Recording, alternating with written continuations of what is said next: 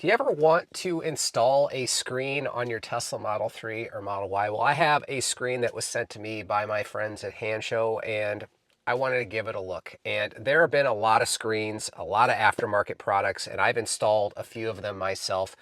But this one has some unique features that may just make it worth your while, and I'd like to show it to you. Now, before we get into the actual installation of this, and it wasn't too bad, I'll put an asterisk on that because I have an older Model Y. But if you have a newer Model Y, this is going to be a pretty seamless installation, but it has some issues. Stay tuned if you want to see why I struggled with this. But before we get into the installation, let's talk about what this screen actually does, because if you don't have any interest in what the screen does, then there's no point you watching the rest of the video on how to actually install it. So let's just jump right in. What you see in front of you is the basic screen that you get with the car when you are in park. Now, before you get into messing around with this too much, you probably want to get into the settings to get the basic features set up to match your car. And the right scroll wheel, if you hold it to the left for a couple of seconds, will bring up the settings screen where you can see all kinds of things going on here. You can set your language, your time zone, Fahrenheit or Celsius, all of the things, including the color of your car, which I set to red. You only have the choice of setting it to the factory colors of the car. And once you're done with that, you can go ahead and press the button and get back to your mains. We have volume controls. This thing has a built-in speaker. It's actually relatively loud. Now, the bread and butter actually happens when you put it in drive and it switches to the main driving display. And there are multiple themes to pick, and this is the particular theme that I like. You can actually scroll here. It doesn't really say that you can scroll here. Kind of found it by accident, but you can scroll here to get to the setup. You can touch the theme here, and I've got 3 different themes to choose from. I honestly wish they had more, but I played with all 3 of them, and I think I like this particular theme the best. You can also gain access to Android Auto or CarPlay or the Android system. More on that in a second. It does what you expect it to do. It shows you a nice big display. It is well lit. There's day mode and night mode, and you can basically have a nice big display on what's going on right in front of you instead of having to glance over to the screen, which might be doing something else. So now let's talk about probably some of the things that might really draw you to this. And the first one is actually a feature that comes built in, and it's hardware that you install in your car, and that is a camera that is designed to mount on the front of the car. Now, I'll get to the installation of this camera right here, but in order to pull up the camera in drive when you're going slow, you literally just hold down the right scroll wheel for a couple of seconds, and the camera pops up here. So I'll just point it myself, and you can see it's a pretty wide angle camera, pretty high resolution, and it also does a really good job displaying that on the screen. Now, for those of you that have Model Ys without the ultrasonic sensors, and that's all of them that you buy now, mine's old enough where I have the ultrasonic sensors. Like the Cybertruck, you now have the ability to have a camera mounted up on the front bumper so you can see just how close you are to the objects you're pulling up into. So you can see it's a fairly wide angle and is actually pretty clear and easy to read. And at any time you can pull up that camera just by holding down that scroll wheel. And I'll show you how to install this here in a little bit. All right, let's demonstrate what it looks like from the camera pulling into my garage. And you can see you got a pretty good view of what's going on. Excuse the mess. I'm actually doing a little bit of work on my wall for painting, so I had to move a whole bunch of junk over in front of the car. But as you can see, as we approach the front, I do have ultrasonic sensors, so it says we're about 20 inches away, 14. Stop right there. So you can see the camera does a pretty decent job of showing you exactly what's in front of the car.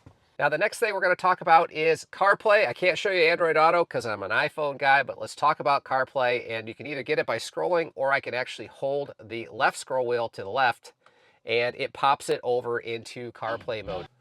So once you're in CarPlay, you basically get a full CarPlay experience, and it's showing up there right on the screen. You also notice that it is a split screen where you still see what's going on with your car on the right-hand side versus the CarPlay on the left. And there is a setting, if you want the CarPlay to go full screen, you can do that. Now, for those of you that really want CarPlay and want to have the ability to have CarPlay in your Tesla, this is actually a pretty good option as it works entirely independently from your main Tesla screen. And there's a touch screen which you can reach up and touch, and everything works as you would expect it to. Now, I can't demonstrate Android Auto because I'm an iPhone guy, but it works exactly the same way. And to get out of CarPlay, hold the right scroll wheel to the left just for a second, and it will pop back to the main screen. Now, as an option, they offer this particular screen with a full-blown Android system. Now, what does that mean? Well, there's a button down here. If I clicked Android, and you actually get into the full Android system. This isn't running from my phone. This is actually running from the device. It has the Google Play Store. You can install apps. You can do all of those things. But in order to do that, you have to pair it with a Wi-Fi connection. And if you're on the road, that is probably your phone. But I'm sitting in my garage, and it is actually connected here. So what's the difference in utility between running it with the Android system or running it with CarPlay or Android Auto? Well, it all really comes down to really what you want to do with it. If you want to use it for apps like Netflix or streaming media that you can't get through CarPlay, this might be an option.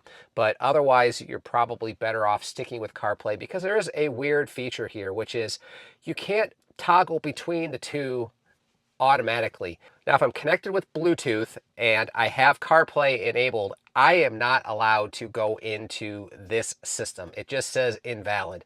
And I talked with the manufacturer and I wasn't sure what I was doing wrong. And apparently that's by design. In order to get into the Android system, you have to completely disable Bluetooth on both devices. And more importantly, you have to forget the Bluetooth settings on your phone and turn off AirPlay just so you've completely severed the connection. And then and only then can you get into the Android system. So they really made this difficult for switching back and forth. So you kind of got to pick one or the other for all practical purposes. Now, one thing that I forgot to mention is that this particular screen fixes a problem with a lot of previous generation screens where the biggest complaint was these large screens block the air. Well, this screen ducts the air underneath the screen and directs it toward you, and that makes a big difference. And that is actually the part that I had a problem with installing in this particular Model Y, and I had to trim that back, but it still works and it still functions. All right, let's get this screen installed, and in order to do that, we have to remove the dash, and you can do almost all of it with this pry tool right here. And we're going to start by removing some pieces of plastic. They just pop right off. And we're going to pop off this side cover, just like that. And now there's a plastic clip. Now, I have a 2021 Model Y, and if yours is newer, this might not be exactly the same.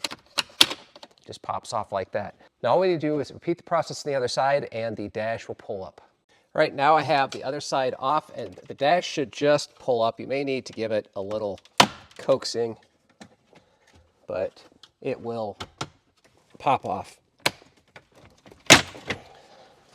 It's just held in with clips and there you go. Now we need to get access to these grill areas here, and that'll be the next step in actually getting this screen installed. All right, they included this sticker to put on the top of the dash to show you where the 3 hole locations need to go in for mounting the screen. And these are the cable connections right here. They're labeled 1, 2, and 3. So I believe what we do next is we will route these cables through. So that's there, 1.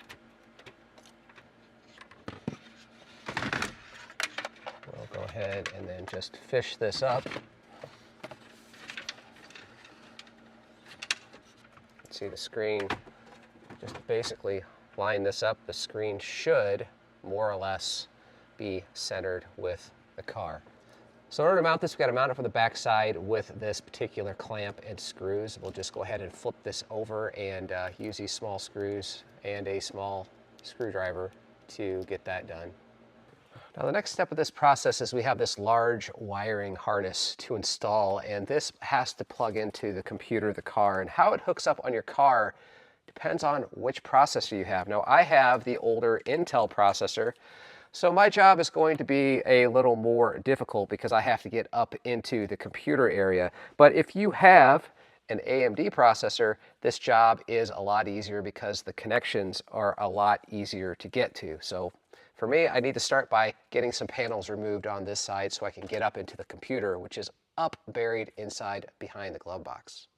Okay, where we need to get it to is way up in there. There's a second connector. We need to disconnect my old cable and install the new cable. It's going to be really difficult to show this on camera, but trust me, it's tricky, but once you get it done, it's done.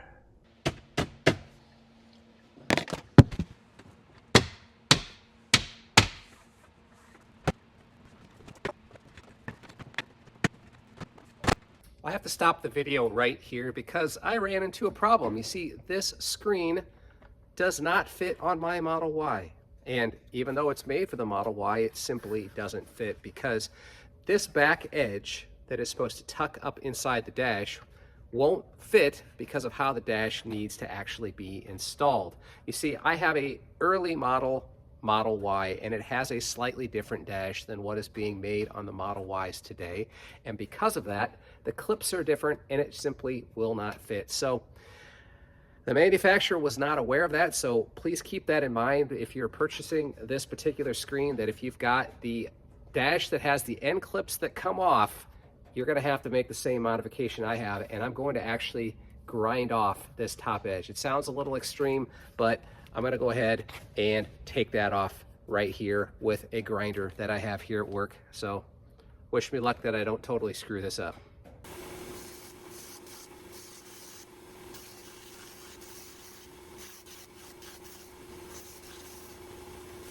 All right, grinding is done. It doesn't look pretty. I need to clean this up a little bit and blow it off with the air compressor, but you can see that I completely removed that tongue that was sticking forward, and hopefully now this screen will actually fit my car. We will see. All right, I'm back in my garage. The screen is modified, and it's just a matter of just repeating the process that I just showed you to take apart the dash, mount the wires, mount the screen, and hopefully the dash will go back together. Now, I'm not going to bore you with that again, but let's just see if this thing actually fits now. Well, that modification seemed to work really well. Shaving off that little lip allowed my dash to go back together. Now, if you've got a newer Model Y, you're not going to need to worry about this, but buyer beware, if you have an older Model Y like me, these end caps come off, then you're going to have a fit problem. Now it's time to get that front camera installed, and in order to do that, we're going to have to do a little surgery on the front of the car. Start by removing the top cover, and then you're going to have to remove 4 bolts to remove the pan of your front. Don't worry about it. It's not too bad. 4 bolts and the whole thing will lift out. The next thing you need to do is locate this part on the passenger side of the car, and you're going to want to clip this rubber end. Don't clip the whole thing so it doesn't fall off, but it's something you're going to have to do in order to fish the line from the camera forward. Next, you're going to need to use some fish tape to feed this into the main cabin of the car so we can pull the camera cable into the front area. From here, you're going to want to use the provided bracket and hardware and stickers to apply the camera down on the front of your bumper. And it's attached to that is a small cable that you can route up into the interior of your frunk. From here, plug the camera cable into the interior cable that you just pulled into the frunk, and your camera should be good to go. All right, there you have it. A large screen from Handshow installed in my car. Is it right for you? Well, you have to be the judge of that because this is not a perfect screen. It has some quirks, and if you're willing to work around those quirks, or if there are a particular feature like the front camera or CarPlay or the Android system that really sparks your interest in this particular unit, then I'll leave a link in the description below where you can go down and grab one for yourself. And make sure you use the checkout code Iowa Tesla Guy to save you a significant percentage on that purchase. So hopefully you enjoyed this video. If you did, I'd appreciate you tapping that like button. And if you're new to the channel, subscriptions are always welcome. And if you're looking to pick up a Tesla of your own, and I would highly recommend it, make sure you use a referral link. Any referral link will do, but if you want to use mine, that would be great. Thanks so much for watching, and we'll catch you on the next one.